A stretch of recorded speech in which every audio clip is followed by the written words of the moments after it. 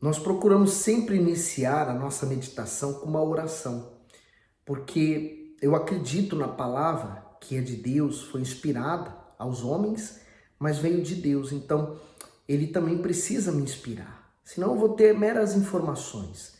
E eu não quero dar a você informações e nem quero ter informações. Eu quero viver o espírito desta palavra. Então, hoje Salmos 1 e vamos ler alguns outros salmos e vamos pedir a direção do Espírito Santo. Ó Deus, mais uma vez nos encontramos aqui para ler, meditar na Tua palavra. Fale conosco através dela, que o Teu Espírito nos ilumine para que possamos compreender a Tua vontade. Amém.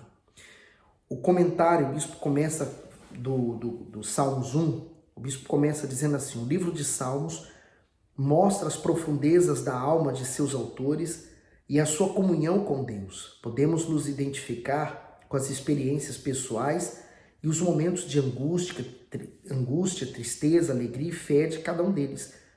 E com isso aprender a desenvolver a confiança no Altíssimo, na certeza de que assim como Ele não desamparou aqueles que lhe clamaram no passado, jamais vai ignorar o clamor sincero daqueles que fielmente o buscam.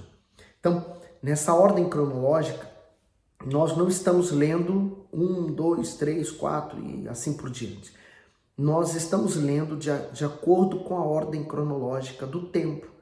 Então, por isso nós estamos salteando entre 2 Samuel e também 1 Crônicas, no período de Davi, né, o reinado dele, ele trazendo a arca para Israel, ele consagrando a casa do Senhor, edificando ali o lugar de adoração a Deus.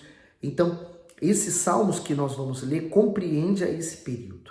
E como eu sei, né?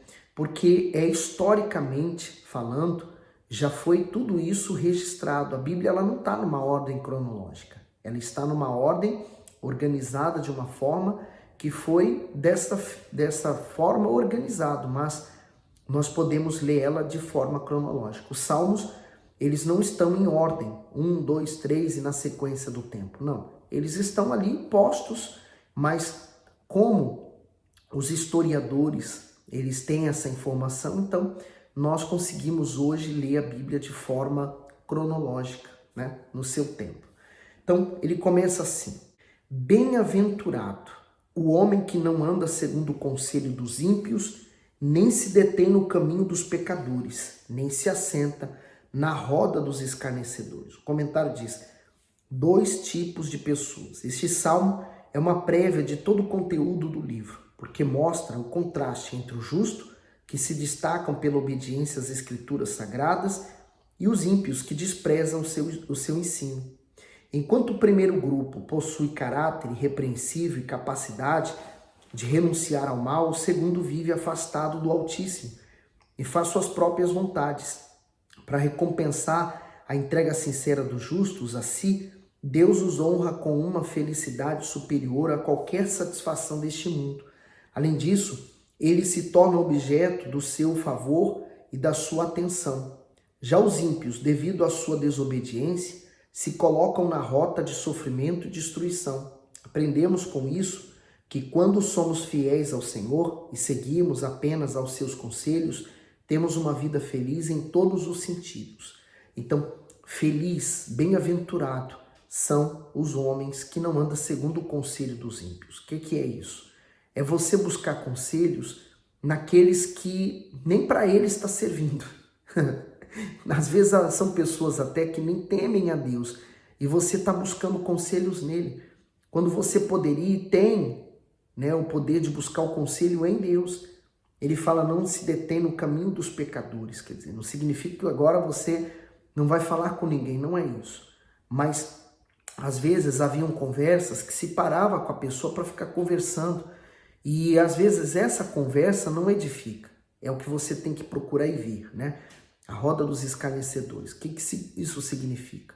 Às vezes você se reúne com pessoas e tudo que elas fazem é falar mal um dos outros, mas de pessoas que nem sequer estão ali. Você pode ter certeza, quem fala mal para você de alguém, quando você não estiver presente, essa pessoa vai falar de você também.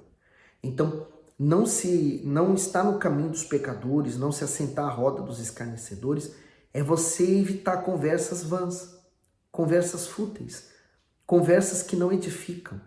Procure pessoas que vão te aproximar mais de Deus. Elas vão te edificar também e você vai edificar elas. A parte B, nem se detém. Ser fiel aos princípios divinos em meio a uma geração corrompida exige determinação. Cabe a cada um ser consciente quanto ao risco que existem de contaminação espiritual e de perda da fé. Com a internet, por exemplo, tem sido cada vez mais difícil ser influenciado pela malícia e pelos padrões seculares. Basta um clique para que a pessoa interaja e absorva ideias e sentimentos com quem não tem o mínimo de temor ao Altíssimo. Por isso, o melhor conselho é renunciar a qualquer tipo de associação com os ímpios. Afinal, o justo que blinda a sua fé não anda, não se detém e não se assenta com eles. Então, esse é o segredo. É você perguntar, essa conversa aqui vai me levar aonde? Vai me edificar em quê? Esses amigos que eu tenho estão me aproximando de Deus ou estão me afastando de Deus? Então, se te afastam, se afaste deles primeiro. Antes, o seu prazer na lei do Senhor, e na sua lei medita de dia e de noite. O comentário do bispo. A palavra de Deus orienta, direciona e organiza a vida daqueles que nela meditam. Meditar não é simplesmente ler, mas refletir e trazer para a própria vida as instruções reveladas pelo Espírito Santo. A meditação constante nas Escrituras e a sua consequente prática fazem a pessoa conhecer os preceitos de Deus, suas vontades e seus conceitos sobre todos os aspectos da vida. Quem tem prazer em sua palavra não faz más escolhas, pois por ser guiado pelo próprio Deus, sabe a direção certa a seguir. Então, aqui está o segredo. É você ter a Deus como o primeiro. Meditar de dia e de noite. É o que nós estamos fazendo, né? Meditando. Então, voltando àquela história de Saul e Davi, né? A diferença entre os dois. Esse salmo mostra bem. Os interesses de Saul levou ele à destruição. Os interesses de Davi fez dele um amigo de Deus. Você escolhe o que você quer para a sua vida. No 3, pois será como a árvore plantada junto a ribeiros de águas, a qual dá o seu fruto no seu tempo. As suas folhas não cairão e tudo quanto fizer prosperará. O comentário diz árvore frutífera. A água representa o espírito do Altíssimo e a árvore os justos. Isso significa que todo aquele que guarda e pratica a palavra de Deus possui vigor e resistência. Mesmo com o surgimento de problemas, vive sempre renovado e fortalecido na fé, porque se sacia constantemente dessa fonte inesgotável. Assim, não desanima nem desiste, porque crê que no tempo certo os frutos da sua obediência virão. Então, olha a consequência de obedecer a palavra de Deus, né? Essa pessoa é como uma árvore plantada junto às águas. Quer dizer, ainda que venha momentos de dificuldade, de seca, ela continua firme, porque ela sabe onde buscar sua água, né? No 4, não são assim os ímpios, mas são como a moinha que o vento espalha.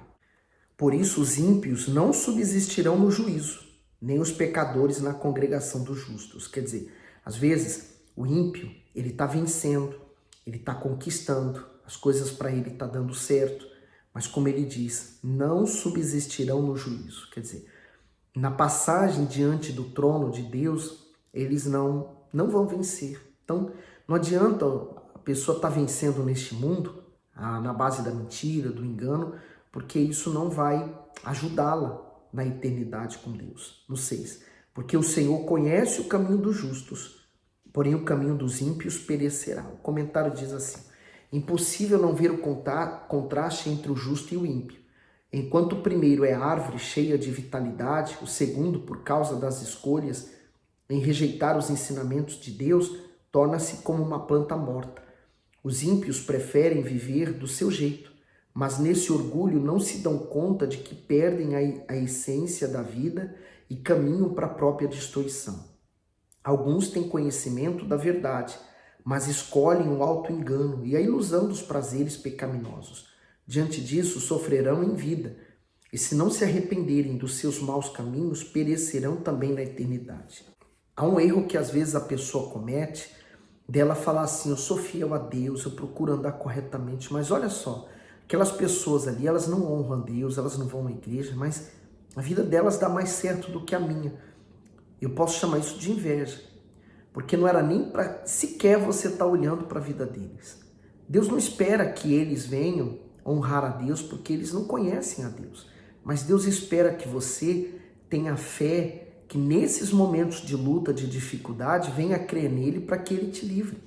E você tenha testemunho. Então não olhe para ninguém.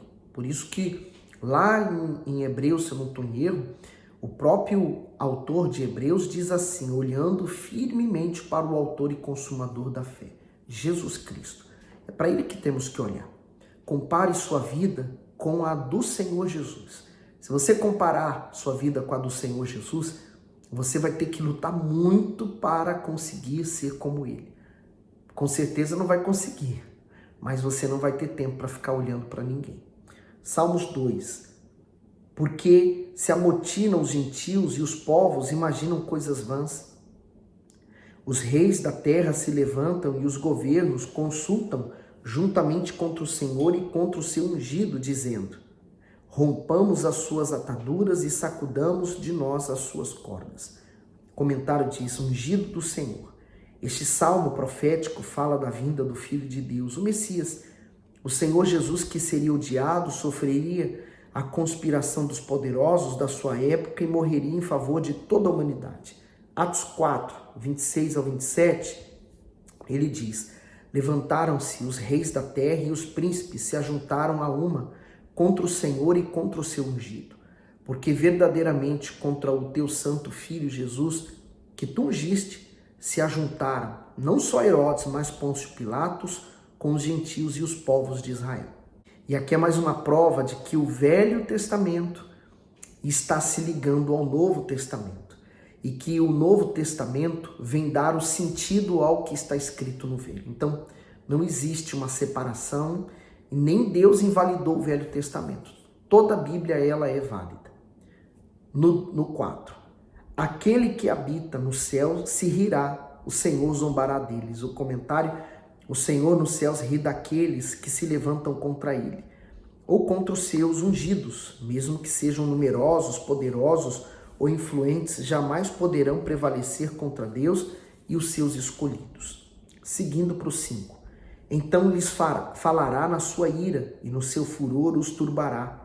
Eu, porém, ungi o meu rei sobre o meu santo monte de Sião. Proclamarei o decreto: o Senhor me disse: tu és o meu filho, eu hoje te gerei. De fato, o Senhor Jesus, ele não teve pai na terra, mas ele teve mãe. Nos céus, ele não tem mãe, mas tem pai. Então, ele tem a natureza humana, quando nasceu de Maria, e a natureza divina, porque foi semeado pelo Espírito Santo na Virgem. O comentário do 7 diz: a declaração do Altíssimo evidencia o relacionamento que há entre ele e o Senhor Jesus desde a eternidade. Tu és o meu filho, eu hoje te gerei. Após cumprir sua missão no mundo, ele foi gerado novamente no sepulcro, da morte para a vida, por meio da ressurreição. Atos 13, do 32 e 33, e nós vos anunciamos que a promessa que foi feita aos pais, Deus a cumpriu a nós, seus filhos, ressuscitando a Jesus, como também está escrito no Salmo 2: meu filho és tu, hoje te gerei. O Filho do Altíssimo é anunciado agora não somente como Filho ou Messias, mas exaltado a sumo sacerdote. Hebreus 5:10. Chamado por Deus sumo sacerdote, segundo a ordem de Melquisedeque. O sumo sacerdote era aquele que ele, uma vez ao ano, entrava no Santo dos Santos para apresentar sacrifícios a Deus e também levar as orações do povo perante Deus. Hoje, nós somos um reino de sacerdotes, nós que entregamos a nossa vida ao Senhor Jesus. Somos sacerdotes, isto é, oferecemos sacrifícios e holocaustos a Deus em orações.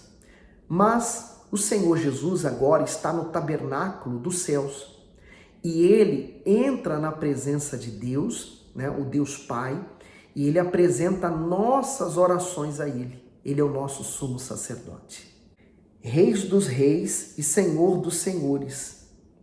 1 Timóteo 6,15, ele diz: a qual a seu tempo mostrará o bem-aventurado e único poderoso Senhor, Rei dos reis e Senhor dos senhores. Recebeu todo o poder nos céus e na terra, por isso diante dele todo joelho se dobrará e toda língua o confessará. Romanos 14,11, porque está escrito: como eu vivo, diz o Senhor, que todo joelho se dobrará a mim e toda língua confessará a Deus. Portanto, que você faça a sua declaração hoje por meio da conversão sincera e não tarde demais, quando terá que fazer por obediência no julgamento final. Você pode se render a Deus e se entregar a Ele. Ele é o Rei dos reis. Se você estiver no seu reino e nas suas mãos, quem é que vai poder tocar em você? O problema é que o ser humano ele é tão teimoso, ele quer fazer sempre as coisas do seu jeito e aí não dá certo. Faça do jeito certo, do jeito de Deus. No 8, pede-me e eu te darei os gentios por herança e os fins da terra por tua possessão. Gentios são todos aqueles que nascem fora da nação de Israel. Nós somos um. Mas ele fala: pede-me e eu te darei. Ele nos deu. Nós hoje honramos mais o Filho de Deus do que os próprios da nação de Israel. O comentário diz: todas as nações foram entregues ao domínio do Senhor Jesus como recompensa por seu sacrifício. Ele tem o desejo de alcançá-las, mas para isso conta com cada pessoa fiel e sincera para levar a mensagem da salvação a elas. No 9, tu os esmigalharás como com uma vara de ferro, tu os despedaçarás como um vaso de oleiro. Agora, pois, ó reis, sede prudentes, deixai-vos instruir, juízes da terra. Servi ao Senhor com temor e alegrai-vos com tremor. Beijai o filho, para que se não ire, e pereçais no caminho, quando em breve se acender a sua ira. Bem-aventurado todos aqueles que nele confiam. O comentário diz: beijar significa submeter-se totalmente ao Messias, a quem foi dado o direito de julgar o ser humano. O julgamento dele será feito segundo os seus justos padrões revelados na sua palavra. A parte B diz: bem-aventurado ou felizes são as pessoas que entregam a vida aos cuidados do Senhor Deus, pois gozarão de proteção absoluta. Somente Ele é refúgio seguro neste mundo de trevas e de perigo. Nós só entregamos realmente algo nas mãos de alguém quando confiamos. A pessoa só entrega a vida dela ao Senhor Deus através do Senhor Jesus se realmente ela confiar nele. Salmos 15, o bispo começa assim: quem habitará no tabernáculo do Senhor? Este salmo mostra as qualidades espirituais e morais daquele que desfrutarão da íntima presença e comunhão com o Altíssimo. Os que são íntegros em sua conduta, os que praticam a justiça, os que falam a verdade, os que não murmuram e os que não fazem mal ao semelhante. Ainda que o ser humano alcance essas características pessoais, é o Espírito Santo quem o molda conforme os padrões divinos. É ele também que lhe atribuiu virtudes e a capacidade e capacita a morar no tabernáculo celestial. Então, lembra que Davi separou alguns sacerdotes para que eles pudessem então habitar no templo e poderem fazer os sacrifícios, guardar a porta, enfim, ele instituiu de volta o serviço sagrado. Então esse salmo faz lembrança disso. No Senhor, quem habitará no teu tabernáculo? Quem morará no teu santo monte? Aquele que anda sinceramente e pratica a justiça e fala a verdade no seu coração. Então, é esse que Deus se revela a ele através do Espírito Santo. Não existe justos, perfeitinhos, né? Mas existe aqueles que desejam, almejam agradar a Deus. No 3, aquele que não difama com a sua língua, nem faz mal ao seu próximo, nem aceita nenhum opróbrio contra o seu próximo. Ele está falando daqueles homens sagrados, homens santos, que estariam servindo ali no tabernáculo. Como Obed-Edom, por exemplo, que bastou 3 meses a arca na casa dele para tudo dar certo. 4. A cujos olhos o repobro é desprezado, mas honra os que o temem ao Senhor. Aquele que jura com dano seu e contudo não muda. Aquele que não dá o seu dinheiro com usura, nem recebe peitas contra o inocente. Quem faz isso nunca será abalado. Peitas é você ser pago para fazer o mal a alguém. E o bispo diz assim no comentário: inabalável, o justo pode viver cercado de grande corrupção moral e espiritual e ainda assim se manter reto em seu caminhar. Seu dever não é apenas evitar o que é errado, mas também se entregar ao bem, à honestidade e à justiça. Seu temor ao Altíssimo lhe assegura o privilégio de ser protegido por ele de tal forma que se torne inabalável. Às vezes a pessoa pensa que para seguir Jesus tem que ser super santo. Eu não sou. Se for assim, eu já estou desqualificado. Mas eu faço o que está no Pai Nosso, né? A oração do Pai Nosso nos ensina como nós devemos ser. Santificar o Pai, manter Ele como nosso Pai, honrar o Pai, né? Porque não adianta falar Pai Nosso e não honrar a Deus, não servi-lo, né?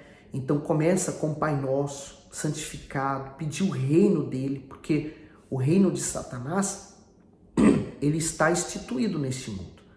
E ele vem ganhando cada vez mais adeptos ao reino dele, porque o reino dele é de injustiça, de imoralidade, de pecado. É o reino em que dá prazer, mas também dá muito desgosto. Já o reino de Deus, ele produz luz, bondade, fidelidade, amor, mas você tem que sacrificar para estar nele. É como você mudar de uma nação para uma outra nação. Digamos, eu sou brasileiro, saí do Brasil, vim a Portugal. Portugal tem suas leis. Eu tenho que me adaptar às leis de Portugal. Não adianta eu querer viver as leis do Brasil em Portugal, que não vai funcionar. Então assim somos nós. Se eu quero que Deus esteja comigo, eu tenho que me submeter às leis do seu reino. Então, eu peço para que o reino dele venha, que a vontade dele prevaleça, como ela prevalece nos céus. O pão nosso que nos dá a cada dia, quer dizer, a bênção de Deus a cada dia, como a palavra que nós nos alimentamos, como a comida que nos alimenta. Deus não deixa faltar nada. Você já percebeu? Quando você serve a Deus. Depois ele fala, perdoa os nossos pecados, como nós temos perdoado aqueles que nos ofendem. Então, primeiro eu tenho que dar o perdão para receber o perdão. E aí está o segredo. Nós estamos aos pés do Senhor Jesus, sempre nos arrependendo dos nossos pecados. O que você tem feito? Bom, medite nisso agora, tá bom? Espalhe esse vídeo para aqueles que você evangeliza. Dê o seu gosto, não esquece disso. E põe nos comentários o que você está aprendendo.